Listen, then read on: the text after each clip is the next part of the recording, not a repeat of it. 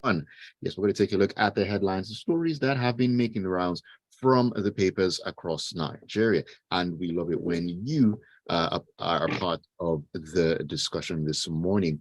You can join in on Freshly Pressed this morning by sending your messages to us via WhatsApp on 0809 444 0981. We are also streaming live on YouTube at Smooth 981 FM Lagos. So you can join the live stream as well. And yes, this morning to analyze the stories with me on Freshly Pressed, AB is with me this morning. Good morning. Joseph would also be joining in. And yes, Joseph is also joining us right now on All right. I see you have your cup of hot beverage. Yes, I had to get a cup of coffee. Sorry about that. Let's hope it's just a beverage with the Nigerian news stories. Good morning, everybody. Good morning, everybody. Good morning, Lagos. Ayo, good to see you again.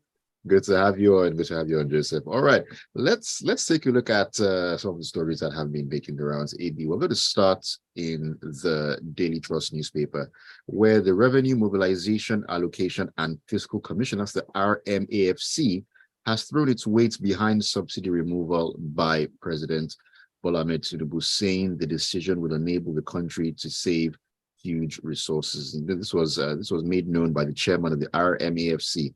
That's Mr. Mohammed Bello Shehu. He said this in Abuja yesterday. I think by now it would be rare to find a person, place, thing, or group that is staunchly against the removal of subsidy for the reasons most of us agree. It has not actually benefited the people as it ought. Rather, it has been a regime fraught with fraud, lack of transparency, and all sorts of other attributes that have made it a drain on the nation's resources. So I don't think it's actually news for the RMAFC to say this. Rather, and as part of the story, in fairness to them, they have said that the president, the presidency, and all the leaders should look for ways to cushion the effect on the people. So that's not the part that is curious to me. What's curious to me is that many years ago, 3, 4, 5 years ago, RMAFC stated that Nigeria was losing like $15 billion each year on gas flaring. Imagine that amount of money applied to Nigerian needs, Nigerian people's needs. To come out today and just do another rah, hail fellow well met, to me is a waste of press time. I want to hear the RMAFC talking about how we can retrieve those kinds of sums of money that are being lost to the Nigerian treasury. And I think the RMAFC is also the group that is responsible for setting salaries for the elected leaders.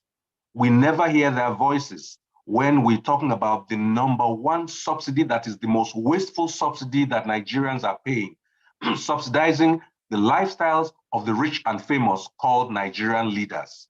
It makes no sense that it seems as though Nigerian leaders earn literally the most amounts of money compared with other leaders across the surface of the earth. Meanwhile, their performance when it translates to how well Nigerians are living their lives is abysmal. So RMAFC, welcome to the club. We have heard you. You also back the subsidy. So what?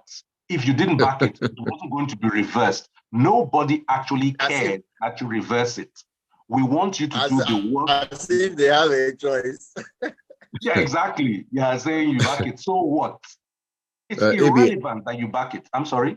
Maybe no, I just want to add an extra point here. I'm actually glad you mentioned the amounts that Nigerian leaders are taking home every month and so on and so forth. And you know, there's this call for the Nigerian people in this new petrol price regime to try to adapt and find ways. Proverbial belts. It's a tighten proverbial belts, but not so much is being said about the belts being tightened by those at the top. There are no belts. They are all in agbada. You don't wear belt with agbada. So you have to understand that until they turn their attention to one of Nigeria's largest wastes of resources, We can't be talking about subsidy. No. I don't think anybody at this point can use their tongue to calm their teeth and understand that this subsidy regime is not helping us. But RMAFC, do the work you were set up to do. Help us pursue those lost gas flaring revenues. Help us address the overwhelming cost of, in my view, not Smooth FM, waste of money paying those elected office. Joseph, do you agree with that assertion as well? I mean, it's obvious that all is not well. And the unfortunate thing is that an agency of government such as this that's actually supposed to be fixing remunerations and marshalling out government revenue to different levels of government is, like Ibi said, it's not paying attention to where the critical area where revenue can be generated. But then it's a complex argument, actually. When it talks about losses from gas flaring and all that, it's a complex issue that the revenue mobilization cannot handle. It's more complex, very complex. Nigeria is actually alone on their own. Yes, on their own, they can add their voice to mobilize stakeholders. Yeah. For instance, Nigeria actually uses less gas than it should. In most other parts of the world, as you're building your house, just as you're getting your water, you're also piping gas into your home. It's like 5 and 6. So it's not the gas is not.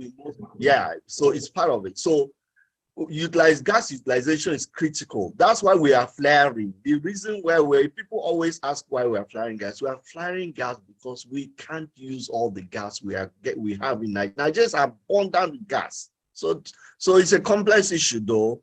And then, but they have to add their voice. They have to shake the stakeholders to be able to get that, because gas sells so much.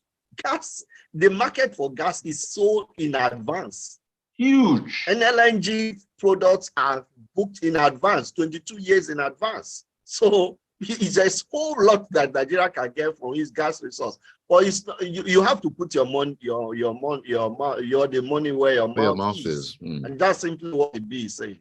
Yeah, put your money where your mouth is. All right, Joseph, I'm going to stay with you here, and let's talk about education now. The Federal Capital Territory Universal Basic Education Board, that's the UBEB, has said it is adopting strategies to mop up out-of-school children from the streets of Nigeria's capital. The chairman of FCT UBEB, Professor Abdullahi Mohammed, stated this in an interactive session with journalists in Abuja on Thursday. Of course, we all know the level to which Nigeria has out-of-school children, about 18.5 million out-of-school children in 2022. This is something that should be taken a whole lot more seriously. Don't you agree? Yeah, I mean, it's sad. It's very sad what leadership's done to Nigerian children. It's so sad. We are talking about public education where the quality of education itself is questionable. Most schools lack infrastructure to even accommodate the number of children. If they all turn out to want to go to school, they will not have where to sit down. Most public schools look dilapidated in most parts of the country. And to hear that in the FCT, we have children that roam the streets uncatered for, and they can't go to school, is so embarrassing. Yeah, so in the city center, yeah, you don't see any children roaming the streets, but go to the council areas. That's where this whole thing is talking about. But in the story, what is even much alarming is that the FCT authorities 2 years ago embarked on a recruitment exercise. They were going to recruit 1,500 teachers. They conducted the interviews. They sat down on the process and never issued letters of appointment to the teachers.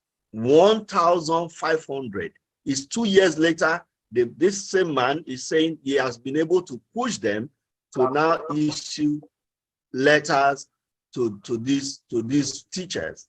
So you had a deficiency of 1,500 teachers I think in primary schools I in think the deficiency FCT. is putting And it you very mildly. 1,500. mildly, That's putting it very yes, mildly.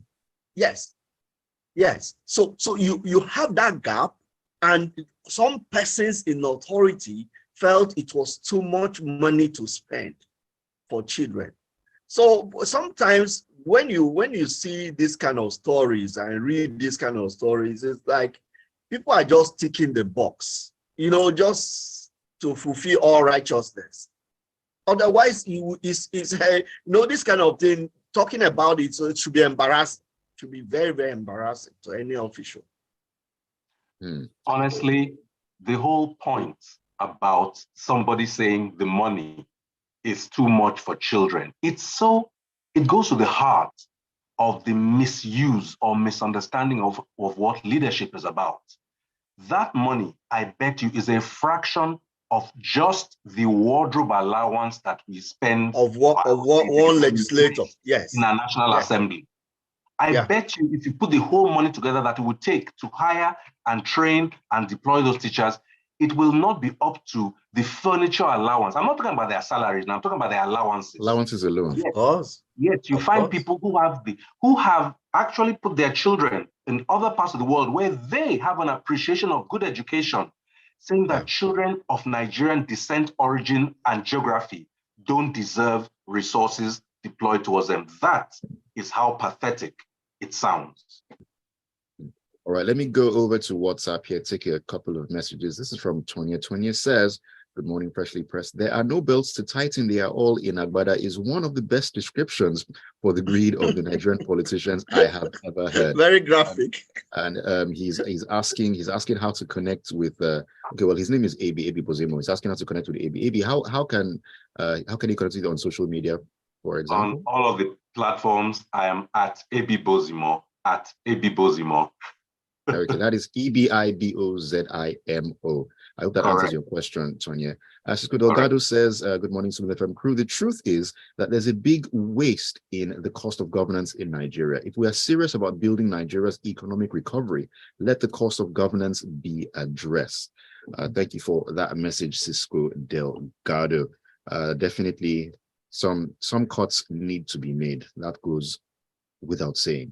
All right, let's check out another story here, and this is coming out of the Punch, where it says that Nigeria, Egypt, and South Africa were responsible for 65% of Africa's gross domestic product slowdown, McKinsey has disclosed. Now, this report, which was titled "Reimagining Economic Growth in Africa, Turning Diversity into Opportunity," stated that Africa's GDP by 2019 should have reached 3 trillion, not 2.6 trillion, if the three countries had maintained their growth rates between 2000 and 2010.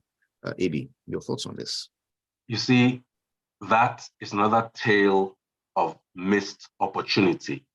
When you talk about GDP growth, it sounds like a number, but it translates into so many things. I cannot fathom what $2.6 trillion looks like, what $3 trillion looks like. I can just go down to the street level, where when there is more economic growth and activity going on, there are more delivery drivers hired from factories. There are more vehicles, that even get their tires spoiled and have to go to a vulcanizer who can now pay. There are more ladies and gentlemen going to get trimmed and groomed at barbershops and hairdressing salons. There are more market men and women selling items. GDP cuts across an entire economy. Now they're saying that the big three, Nigeria, Egypt, and now South Africa, have underperformed when it comes to economic growth. What does that point to? That points to leadership failure. These leaders who cannot be bothered to spend money on children for education, who know what good education looks like because they stash their children elsewhere, have serially failed to move these three big countries. Of course, there are other countries, but when you talk about the giant of Africa, despite what we know, Nigeria casts a huge shadow on the continent just because of how huge our population is, and and the dynamism of that population. Have you noticed how Nigerians, once they are freed of the construct of Nigeria, seem to perform marvelously. They perform in academia, they perform in sport, they perform in almost every sphere. So it seems as though the problem with Nigerians is Nigeria. And Nigeria is ruled, not led, by a venal class of people who, again, I will not restate, don't care enough about the people's needs. We can do much better, is the top line of this story. And when we do much better, we'll lift so many more people out of poverty. It is the decline of that GDP fall that led to 133 million at the last count being in multidimensional poverty. Is that decline that meant that Nigeria as a country was standing proud and tall in the world poverty capital region of the world. We need far-sighted, humane leaders for a change to understand that this population is your greatest asset. Another thing that we don't understand, and I hope we begin to look at it, is that Nigeria's wealth is actually not 2,000 meters below the ground as we think in our oil. Nigeria's wealth is 2 meters above the ground in our heads. Maximize this wealth, this treasure, and there will be nothing missing in terms of Nigerians' growth and our prospects. That's what we need. Then the GDP growth will become a thing of the past. We will skyrocket again because there are so many opportunities. Imagine the 1,500 teachers being added to the employment rolls. Yeah, we talk about a country that has an unemployment problem. Those are 1,500 people needing jobs who were not processed just because of administrative lapses and wickedness. Something that we see way too often, those administrative quote unquote lapses that we see way too often. All right, let me quickly go to WhatsApp before we take a couple of more stories here. This is from Tajuddin, and he says, "Good morning, crew. Can your analysts come into politics? They are far too intelligent than sitting on the fence or outside the court." We are being careful, that's all. Dakolawal says, "The problem with Nigeria are Nigerians, both rich and poor, both the government and the people." Okay, Dakolawal is still typing. I'll take the rest of that message once it comes in. But let's go back to some more stories here. Joseph, let's take the story coming out of the Daily Trust newspaper, where the Edo State Governor, Godwin Obaseki, has inaugurated a forestry commission with a 10-year restoration and plantation strategy to tackle deforestation, forest degradation, and development of the state's forest assets. In fact, reading this story gladdens my heart because I have known for many years that Edo State has one of the highest forest resources in the country in terms of timber. Unfortunately, lumbering was being abused in this area without government really recognizing the huge potential for this. Across Edo State, you have got some of the best carpentry shops and all that. But the result of it is simply that people go to the forest and mow down trees that have grown for 50 years, 70 years, because it takes a long time for a tree to grow.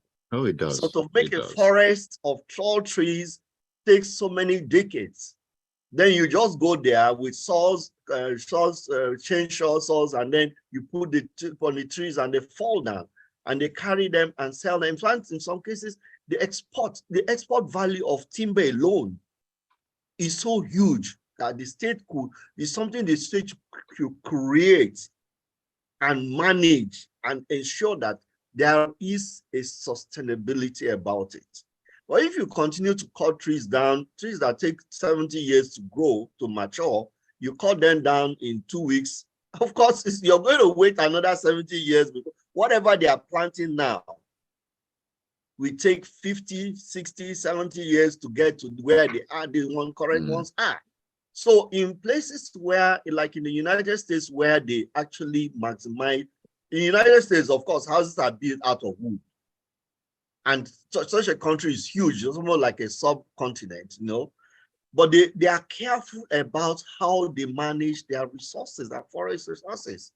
So this is kudos to Obaseki and to the government of Edo State. And I mean, this is a governor that has shown some pragmatism I mean, he's one of the governors who recently decided that he was going to take measures to help workers deal with this increase in fuel prices. He says workers should come to work for 3 days.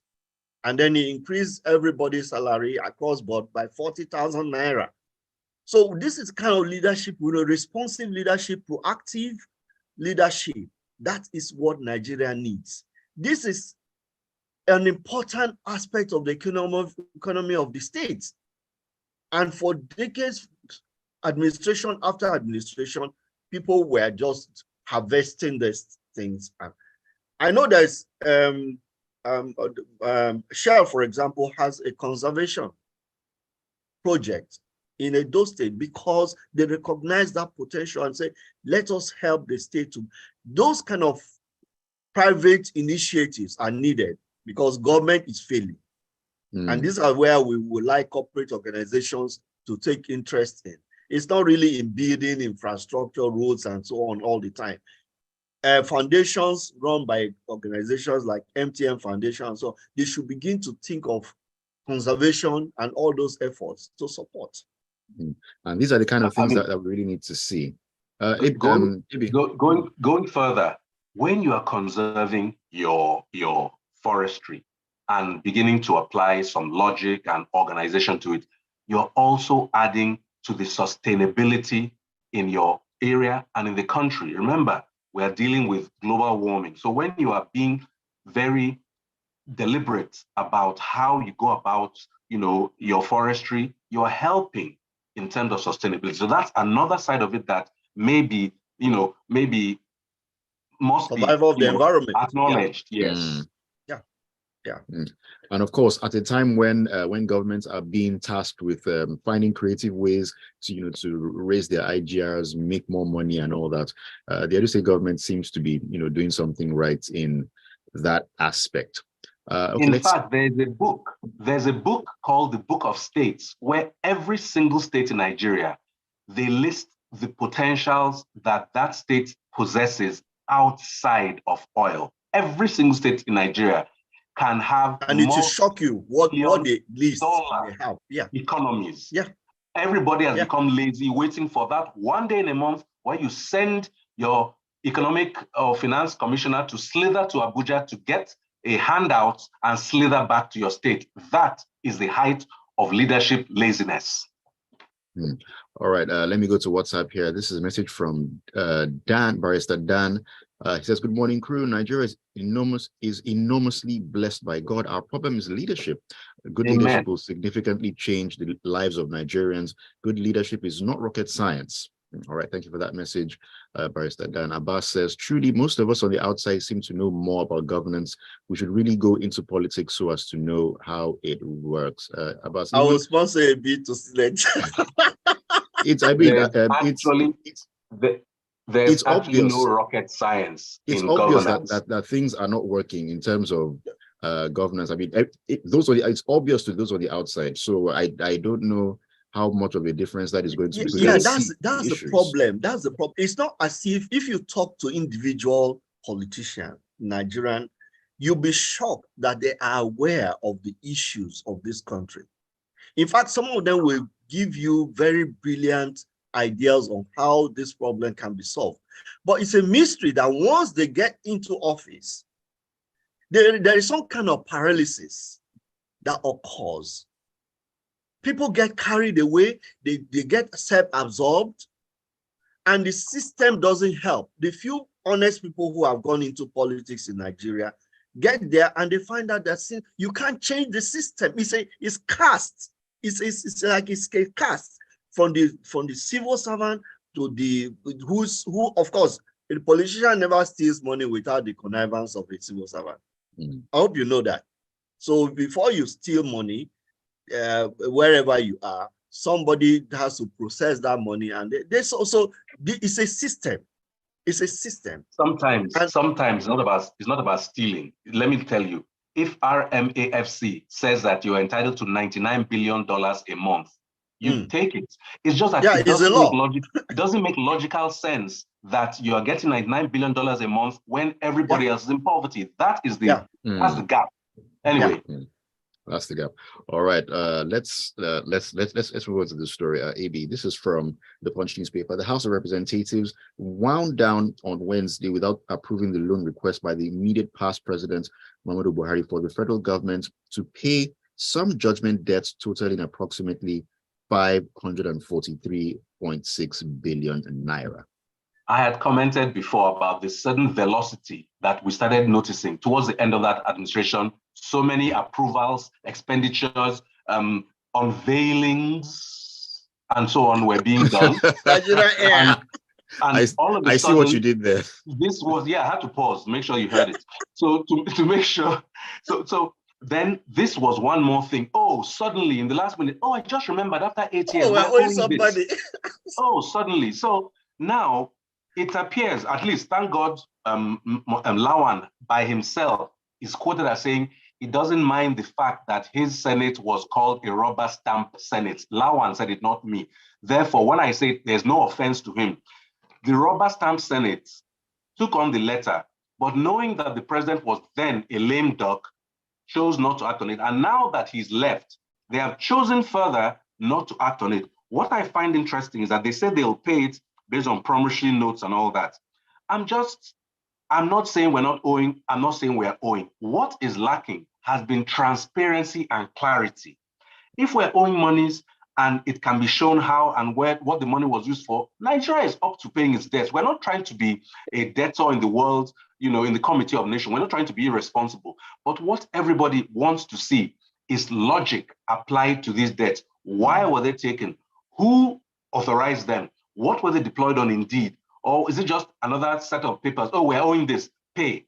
It doesn't make sense that I will say it, a jet that was painted. Now, respect women, if a woman can paint her face and a plane can be painted for 139 billion, respect the painting that the woman does. It's not easy. A plane comes, then a 1.2 billion naira, what's that thing? A 1.2 billion naira fire engine sprays water over it. It's not easy. Nigeria's kind of sums are not easy, but they are saying they are not going to act on it now that the person who was holding a cane over them has left office. They now have the courage to say, no, that's all I see. If this administration still continued, they would have signed it. That's my conviction. I may be wrong, but that's my conviction. All right, let's go to WhatsApp really quickly here. Michael says, in Nigeria, the people that know what to do and how to do it don't get the chance to be in politics or in government. Only those that get the chance to be there. Why is it so? When are we going to have the right people in politics and in governments before the world ends? Okay, Tonya says, AB, I think Tonya is really in sync with you. Is really in sync with you here. He wants to start a petition to get you into politics. Please let him know he cannot escape. He cannot escape it. Oh my goodness. All right, let's quickly take one more story as quickly as we possibly can this morning. Joseph, the Senate has passed a bill seeking to mandate authorities of secondary schools to include lessons on how to prevent sexual and gender-based violence in their curriculum for students. Is this a good measure, a good way to go? Very, very, very important thing to do. I mean, one in every 3 woman or girl in Nigeria is subjected to some level of violence, sexual, whatever it is, and the height of it was during the COVID period when the figures just shot up. So, like the legislators said, that this is a systemic approach to solving the problem, because when you now pass a law that encourages including this in the curriculum, then you're talking about it. You're bringing it out of the closet. What's happened all the time? People get raped, for example. Nobody wants to talk about it. They don't even report rapes to the police, for example, for documentation. In fact, rape is underreported in Nigeria. But it happens all the time. And most of the time, victims are usually close to the perpetrators. There could be people they know, maybe uncles, relatives. This stigma that is always stigmatization and all that. In fact, if you go to report a rape, you are even subjected to ridicule. The police will ask you embarrassing questions. I've had to talk with women who are read about women who have been victims, and the police at the police station, you're even embarrassed. They ask you, did he penny? Very, very graphic. They subject you to some humiliation. The one thing I'd like to follow this up is, can the Senate also pass a bill to give the police a forensic laboratory so they can investigate? Do we have a forensic laboratory in Nigeria? Yeah, there is. Lagos, the police in cars. Lagos have. Yeah, they do. Is it functional? Is there light there? No, they do. They do now. They do now. Can we now add it to a database so we can know our criminals? We need to understand that everything we see on TV is not rocket science. We can do the same and do better. Thank you. Yeah, of course. All right, thank you. And on that note, we have to call it today on Freshly Pressed. Thank you so much, Joseph and AB, for joining me this morning to analyze the stories. It's great having you guys as always. Ayo and Lagos, thank you very much. And thanks to our listeners. They are quite lively audience, and we love them. Yes, God bless you all. Have a lovely weekend. All right, you too.